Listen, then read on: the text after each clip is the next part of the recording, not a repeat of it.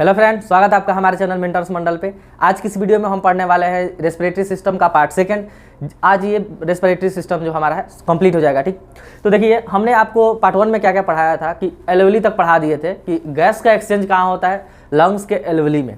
ये बता दिए थे कि गैस का वहाँ क्या होता है, एक्सचेंज होता है। ठीक, यानी अब आपको बात आगे ये ध्यान रखना है। देखिए क्या कि एल्वेली जैसे ये आपका लंग्स हो गया, ऐसा लंग्स हो गया। ठीक, एल्वेली होते हैं ऐसे। एल्वेली में गैस का एक्सचेंज होता है, यानी आपको ब्लड जो है ना, ब्लड कार्बन डाइऑक्साइड वाला लाता है, कार्बन डाइऑक्साइड सेल से। ये मान लीजिए कहीं सेल है, बॉडी में हर जगह सेल है, तो सेल से क्या होता है, कार्बन डाइऑक्साइड लेकर आता है और फिर यहाँ ऑक्सीजन लेकर जाता है। और लेकर ये ऑक्सीजन लेकर आने और लेकर जाने का जो काम है वो कौन करता है, तो वो करता है हीमोग्लोबिन। कौन करता है दोस्त, हीमोग्लोबिन करता है। इसलिए हम पता है क्या कहते हैं, इसको हम श्वसन वर्णक कहते हैं। तो आपसे पूछे कि श्वसन वर्णक किसे कहते हैं, जिसको रेस्पिरेटरी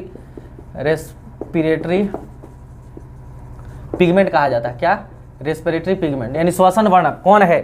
तो लंग्स का तो काम था भाई कि कहाँ तक हवा लेकर चले जाना, ऑक्सीजन वाला हवा लेकर चला गया एल्वेली तक। लेकिन जो मेन काम शुरू होता है ना, एल्वेली से शुरू होता है। ब्लड में क्या होता है, हीमोग्लोबिन होता है। ब्लड में क्या होता है, हीमोग्लोबिन। आपको पता होगा हीमोग्लोबिन के बारे में कि इसी के चलते क्या होता है, खून का रंग लाल होता है। तो ये क्या करता है, ऑक्सीजन के अणु को उठाता है एल्वेली से और वहाँ से उठाकर कहाँ लेके जाता है, पूरे सेल तक लेके जाता है। जैसे लंग्स तक आ गया, यहाँ से अब हर एक पूरे बॉडी में देना ले जाना। देखिए मेन चीज़ तो आकर ऑक्सीजन यहाँ स्टोर हो गया, अब इसे स्टोर रूम से हर जगह सप्लाई करना है। तो कोई चीज़ आता है पहले स्टोर कर दिया जाता है, उसके बाद से सप्लाई वाले अलग आदमी होते हैं। तो सप्लाई करने का काम कौन करता है, हीमोग्लोबिन करता है, HB।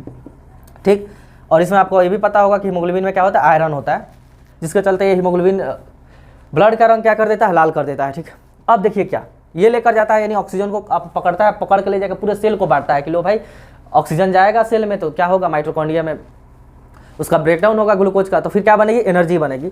तो ऑक्सीजन को मेन पहुंचाने का काम हीमोग्लोबिन करता है। अब आपको एक बात और याद रखना है हीमोग्लोबिन के बारे में। देखिए एग्जाम में एक चीज़ पूछता है कि जो एक हीमोग्लोबिन है ना, एक हीमोग्लोबिन ये 4 ऑक्सीजन के अणु को क्या करता है, कंबाइन कर सकता है। ध्यान से समझिएगा, पूछेगा कि एक हीमोग्लोबिन, अरे जैसे एक आदमी कितना सामान लेके जाएगा, मान लीजिए सामान का डिलीवरी करना है कहीं से, उसी तरह एक हीमोग्लोबिन है ना, वो 4 ऑक्सीजन के अणु को क्या करता है, लेकर जाता है, बाइंड करके लेके जाता है। तो आपको ये भी ध्यान रखना है कि देखिए और क्या बनाता है, तो देखिए Hb + O2 मिलकर क्या बनाता है, HbO2, जिसको हम क्या कहते हैं,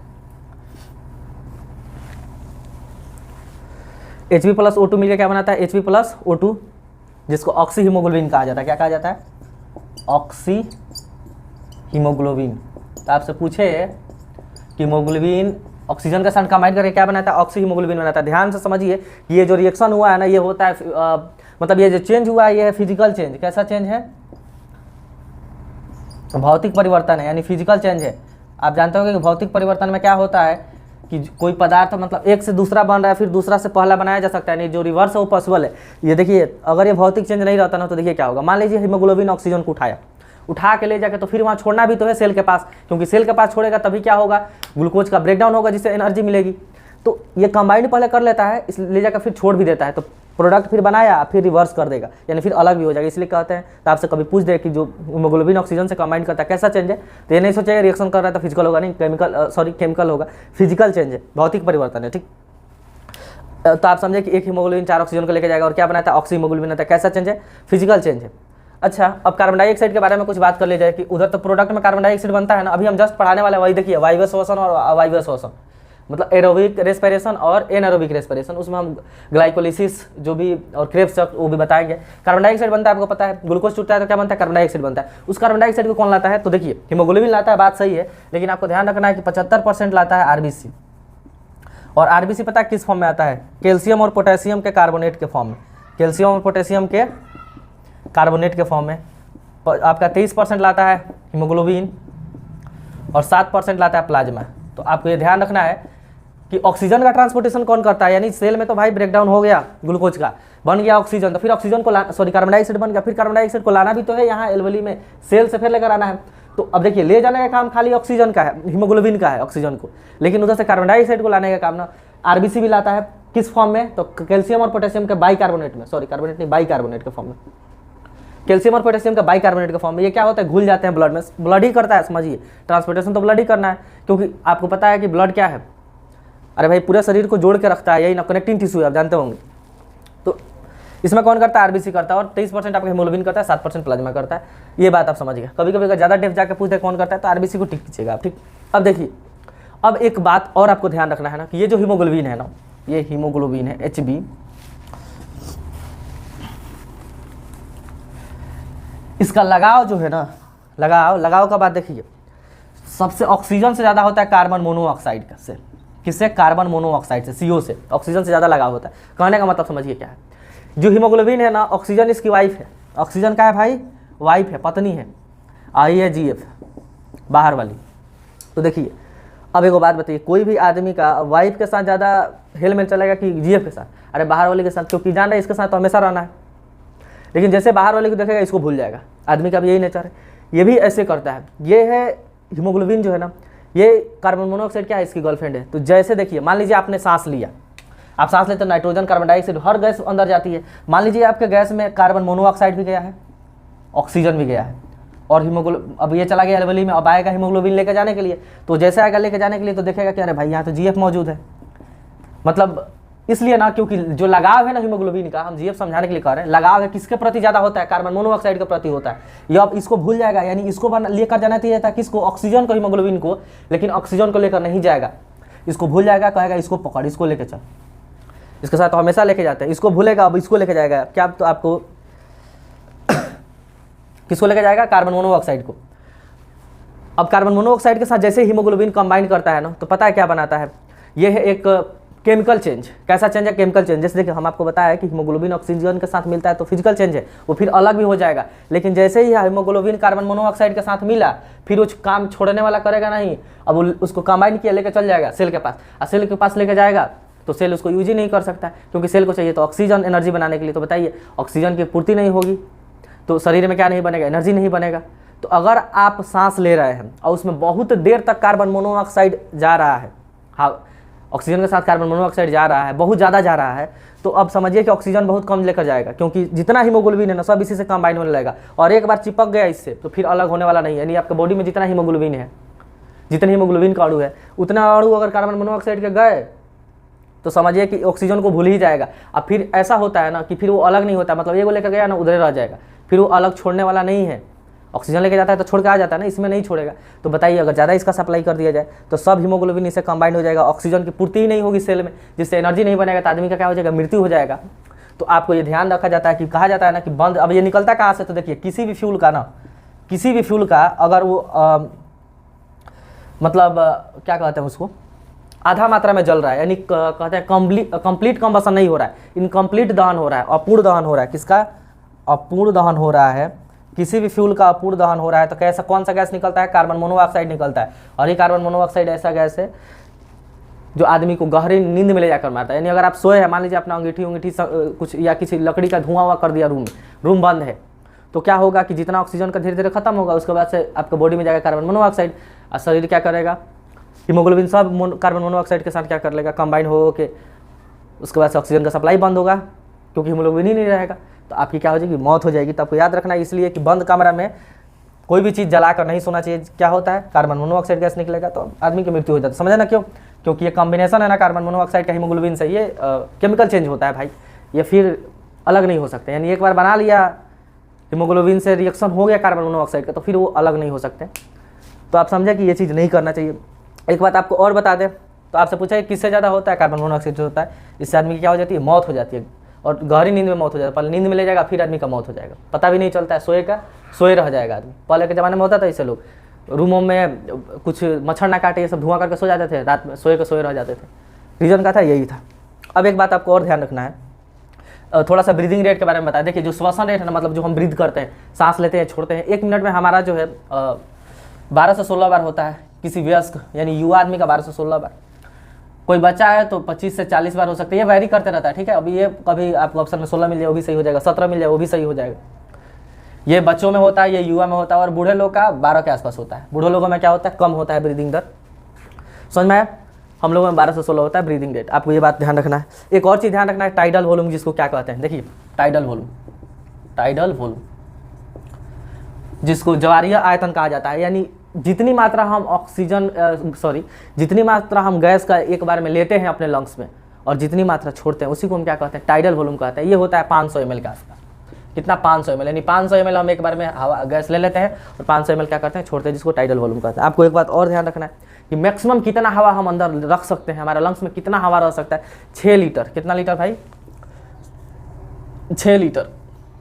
6 लीटर मैक्सिमम हमारे लंग्स में क्या रख सकता है, हवा रह सकता है। अब हमारा फोकस क्या है बताना, लास्ट चीज कि क्या होता है वायु श्वसन और क्या होता है अवायु श्वसन, और फिर हम उसमें देखेंगे कि ग्लाइकोलिसिस क्या है, क्रेब्स साइकिल क्या है और कैसे एटीपी का निर्माण होता है। ठीक, आप चाहें तो इसका स्क्रीनशॉट भी ले सकते हैं।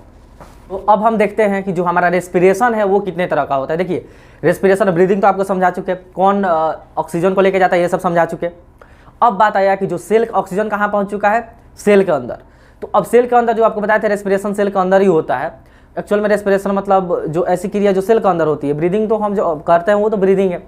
अब ये रेस्पिरेशन जो है ये 2 तरह का होता है, एक होता है अवायवीय जिसको एनएरोबिक कहते हैं, एक होता है वायवीय जिसको एरोबिक कहते हैं। लिख सकता है आप इंग्लिश में, अवायवीय रहेगा तो एरोबिक और अवायवीय रहेगा तो एनएरोबिक। अच्छा वायवीय लिखा है, एरोबिक लिखा है तो कन्फर्म है इसमें हवा की उपस्थिति में होगा तो ये ऑक्सीजन के प्रेजेंट में होता है, यानी इसमें ऑक्सीजन की उपस्थिति जरूरी है, ऑक्सीजन के प्रेजेंट में होगा। और ये जो होगा ये ऑक्सीजन के एब्सेंट में होगा, यानी इसमें हवा की जरूरत नहीं है, ऑक्सीजन की कोई जरूरत नहीं है। अब बात आया कि बिना ऑक्सीजन के कैसे हो सकता है, तो होता है। देखिए अब बहुत सारे जीव है जो ये करता है, जैसे अब बात कर ले खमीर हो गया जिसको ईस्ट बोला जाता है, ईस्ट हो गया, कुछ बैक्टीरिया हो गया, इवन हमारे सेल में भी होता है, हमारा मसल्स भी करता है कुछ। तो ग्लाइकोलिसिस क्या है ये समझिए। पहले हम आपको अवायवीय पढ़ा देते हैं फिर वायवीय पढ़ाएंगे क्योंकि इसी से रिलेटेड है। देखिए ग्लाइकोलिसिस एक ऐसी प्रक्रिया है ना, ये जो होगा ऑक्सीजन की अनुपस्थिति में होगा, इसमें ऑक्सीजन की कोई जरूरत नहीं है। और देखिए ग्लाइकोलिसिस में क्या होता है, जो ग्लूकोज होता है हमारा, ग्लूकोज ये ब्रेकडाउन होगा कोशिका द्रव में, जिसको क्या कहते हैं साइटोप्लाज्म। साइटोप्लाज्म ध्यान से समझिए, ग्लूकोज का ब्रेकडाउन होना किस में, तो पाइरुविक एसिड में, पाइरुविक एसिड में, जिसको हम पाइरुवेट्स भी बोलते हैं, पाइरुवेट।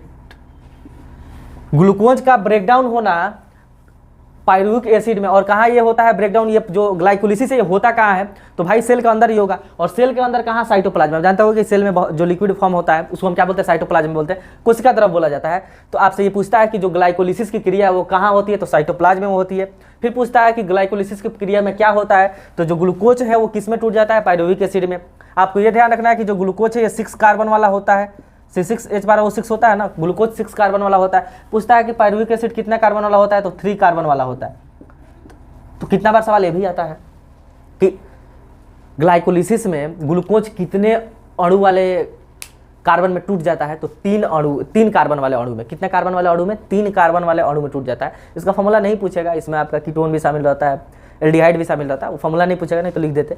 इतना ही पढ़िए जितना पूछता है एग्जाम में। तो ये पूछता है कि पाइरुविक एसिड में कितना कार्बन वाला होता है, यानी पूछता है कि जो ग्लूकोज है कितने कार्बन वाले अणु में टूट जाता है, तो 3 कार्बन वाला। पाइरुविक एसिड कितना कार्बन वाला होता है, 3 कार्बन वाला होता है। ये कहाँ होगा, कोशिका द्रव में होगा। ठीक है, इसमें ऑक्सीजन का भी कोई जरूरत नहीं। देखिए जैसे आपका ग्लूकोज जाएगा ना, अरे भाई आप खाना खाया है, सेल क्या ब्लड जो है लेकर जाएगा हर एक बॉडी के पास ग्लूकोज को, तो पहले ग्लूकोज का एंट्री होगा सेल में जाने से पहले। तो सेल के जो आप जानते हैं सेल के अंदर क्या होता है, लिक्विड होता है, उसमें ना सब कोशिकांग होते हैं।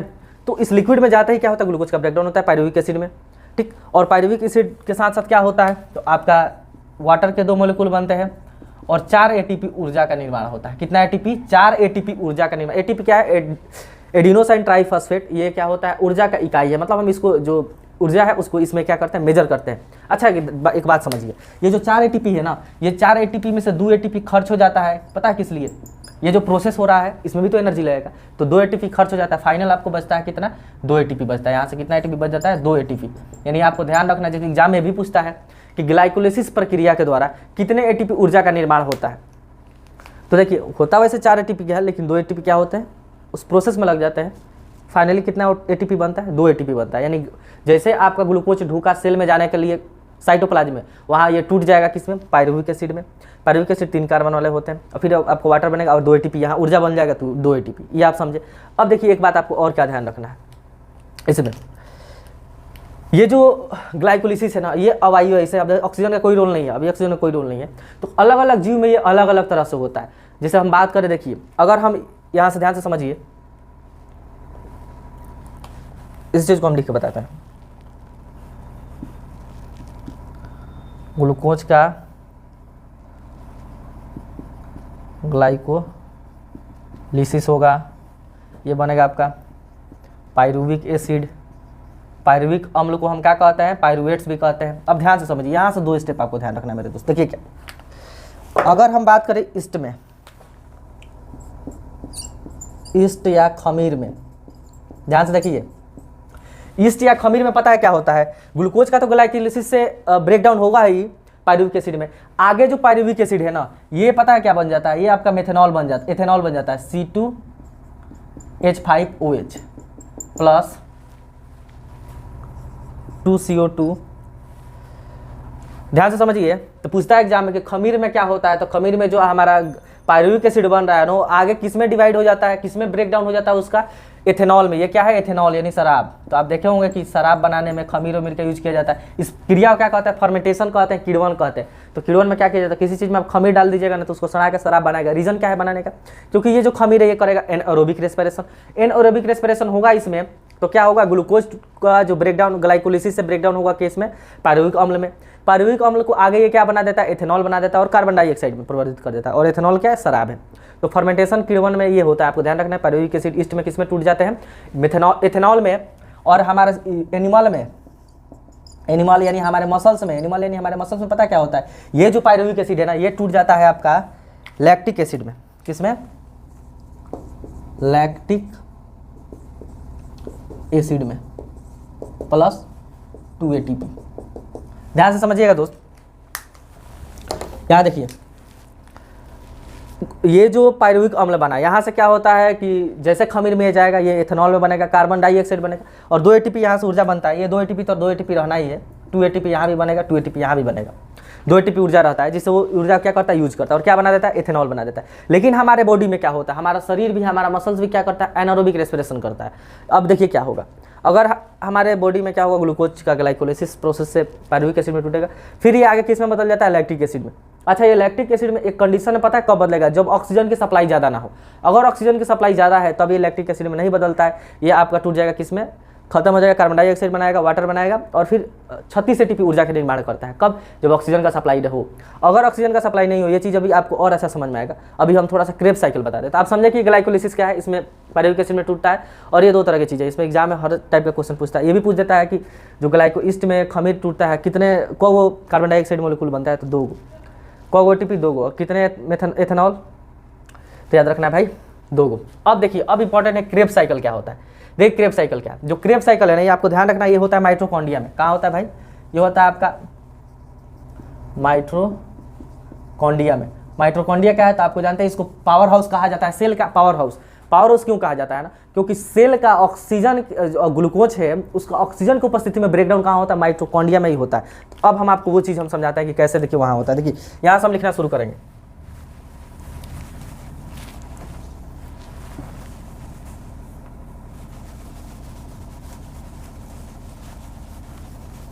अब हम बता रहे हैं क्रेब्स साइकिल क्या होता है। देखिए ध्यान से समझिएगा दोस्त, इसमें क्या होगा कि ग्लूकोज जो होगा, ग्लूकोज देखिए सेल में जाने से पहले तो ये साइटोप्लाज्म में जाएगा, यानी कोशिका द्रव में जाना ही है, कोशिका द्रव में जाएगा। और कोशिका द्रव में जाएगा तो यहाँ क्या होगा, ग्लाइकोलाइसिस होगा, ग्लाइकोलिसिस होगा। और ग्लाइकोलिसिस होगा तो क्या बनेगा, पायरुविक एसिड, पायरुविक अम्ल। अब देखिए क्या होता है, पायरुविक अम्ल बन गया है। अब ये पायरुविक अम्ल पता है कहाँ जाएगा, ये जाएगा माइटोकॉन्ड्रिया में। ये पायरुविक एसिड कहाँ जाएगा, ये जाएगा आपका माइटोकॉन्ड्रिया में। और इस माइटोकॉन्ड्रिया में जाएगा तो क्या होगा, माइटोकॉन्ड्रिया में इस पायरुविक एसिड का ब्रेकडाउन होगा। माइटोकॉन्ड्रिया में इस पायरुविक एसिड का क्या होगा दोस्त, ब्रेकडाउन होगा। और क्या बनाएगा ब्रेकडाउन करके,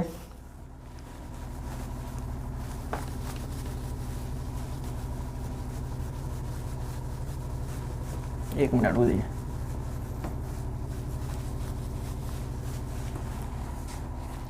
ब्रेकडाउन होगा और ये बनाएगा पता है क्या, carbon dioxide, 6 carbon dioxide, 6 water के मोलिक्यूल, और फिर आपका बनाएगा 36 ATP।